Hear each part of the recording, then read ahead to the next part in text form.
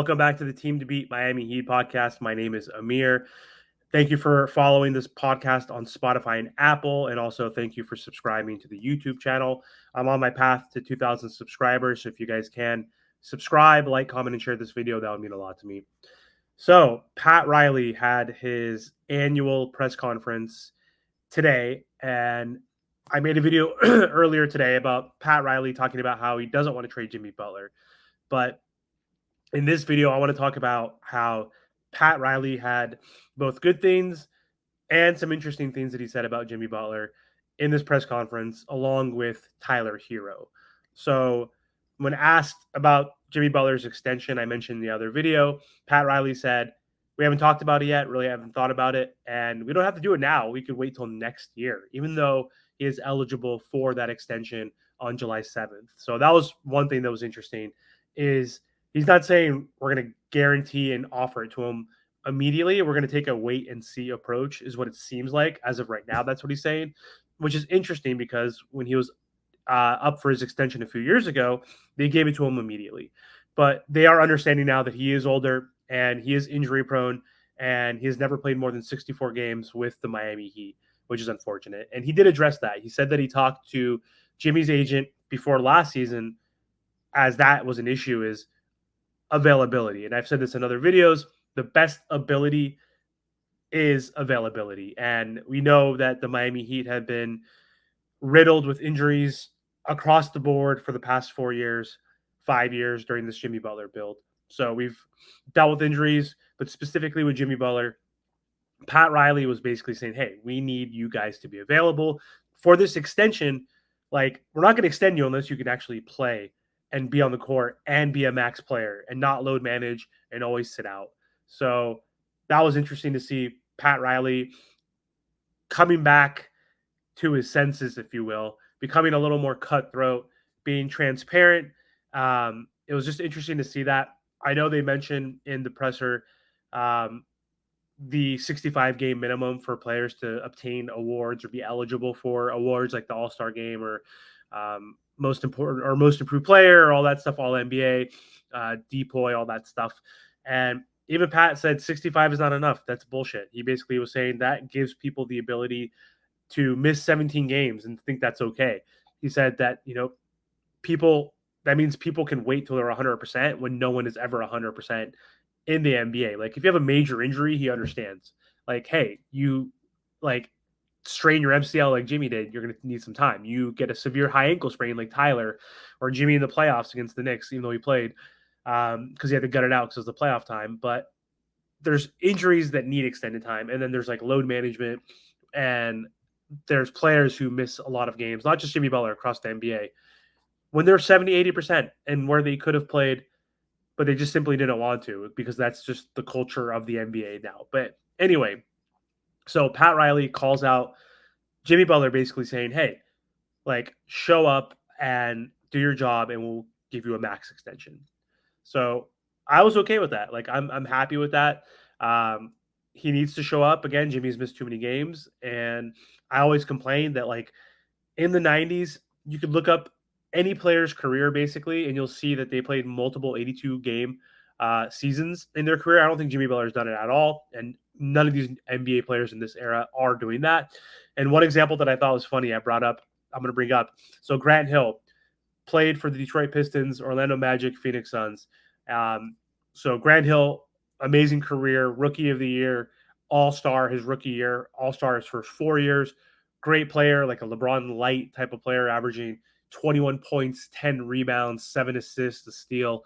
Not the best three-point shooter until later on in his career. He developed that a little bit, but he was riddled with injuries. His knees were cooked. His ankles were cooked. So from 2000 to 2003, those 4 seasons, he played 4 games, 14, 29, and missed the entire year. So in 4 seasons, he played 38 total games. 38 total. I mean, we got mad for Tyler for only playing 42 this season. He played 38 in 4 seasons total. His career was cooked. He had 1 or 2 good years after he came back. But then in his 30s and in later 30s, he became a role player. But the interesting stat that I saw here was At age 35, when he got traded to the Phoenix Suns, his first year he played 70 games. Then he played 82, 81, and 80. So from age 35 to 38, someone who was riddled with injuries. Jimmy Butler is not missing entire seasons or playing 38 games across 4 years. Like he hasn't had major injuries.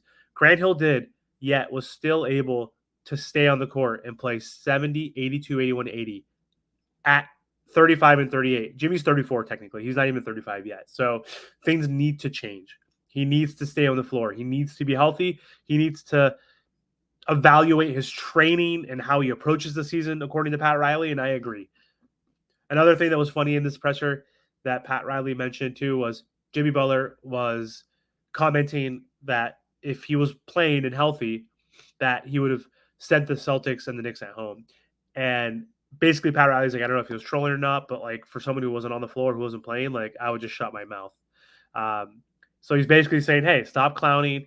Like you weren't available. So don't go there. You don't need to communicate or even say anything like that unless you're available, basically. I think that kind of ties into like talk is cheap until you're available, like walk the walk, which he has to a certain degree, of course. Jimmy hasn't won us a championship, but he has saved our franchise from obscurity. He has taken us to 2 finals. So obviously happy with this, but he also mentioned during this 5-year builds usually last anywhere from 4 to 6 years, typically 5 years. But he said, we've had a lot of success. We've been happy with it. We've been competitive, but we're all upset as an organization that we haven't sealed the deal. He wants to seal the deal. So he knows that Jimmy needs to step up. He's challenging Jimmy Butler basically to say, hey, put up or show up. Like, shut up. Like, basically, like you have to show up. You want max money. You want to be on this team. Then show me you want it, basically, and show me that you can play and carry this team and not load manage and not try while you're in games, basically. Like he played 60 games last year or whatever it was, but he only tried in like half of them, maybe even less. And so he probably tried in like 20 games. So frustrating Jimmy Butler, has not been available during the regular season because it puts us in a scenario where we're in the play-in and we're a 7th seed or an 8th seed, and you don't win championships simply as a 7th or 8th seed. So anyway, the other news, Pat Riley was talking about Tyler Herro, which is pretty funny because he was hyping up Herro. So like, again, he's not just talking shit the whole time. Like he's not just throwing them under the bus. He's praising them. Same with Jimmy Butler. Going back to that, Ethan Skolnick asked, is Jimmy still a 1A type of player? He said, absolutely. Yes, he is. Would you trade him? Basically, no, of course not. He said, like, does Jimmy still run this team, basically? And he's like, of course he does. He moves the needle. Without Jimmy Butler, we're not great. So he obviously knows that. But with Tyler Herro, he was hyping him up and also putting him down a little bit. He said, basically, Tyler Herro has not been available. That's been the key theme with the presser, is availability. And he said that Tyler hasn't been available. He's been fragile, basically. So, because he keeps missing games. Tyler Herro has never played more than 67 games in a season in his NBA career. So again, even Tyler Herro at minimum has missed 15 games or much more every season. And he's also missed multiple playoff seasons or playoff series as well. So he said Tyler's fragile. He said Tyler needs to work on his nutrition. Like he needs a nutritionist. He needs to train harder. He needs to do better, basically, which I just thought was really funny. Hearing that come from Pat Riley. But he also addressed UD saying that Tyler should be a 6th man coming off the bench. And he said, no, Tyler's a starter. And I love that he did that because he's like also saying to UD, like he needs to realize he's part of the team.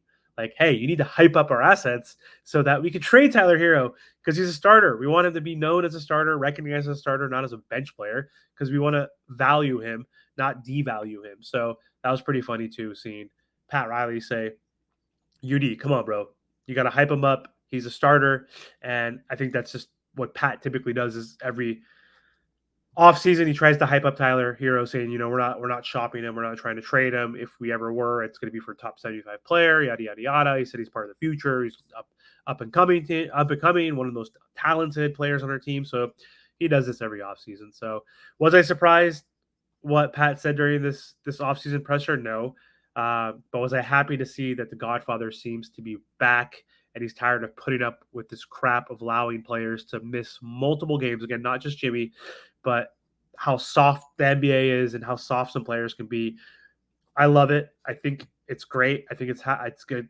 It's a good sign that we're not going to allow folks to load manage, and it's also probably a good sign that we're going to get rid of some of these players and make some upgrades. He said we're not going to rip apart this team completely unless there's like only 3 players that are like whales out there that we could possibly go after.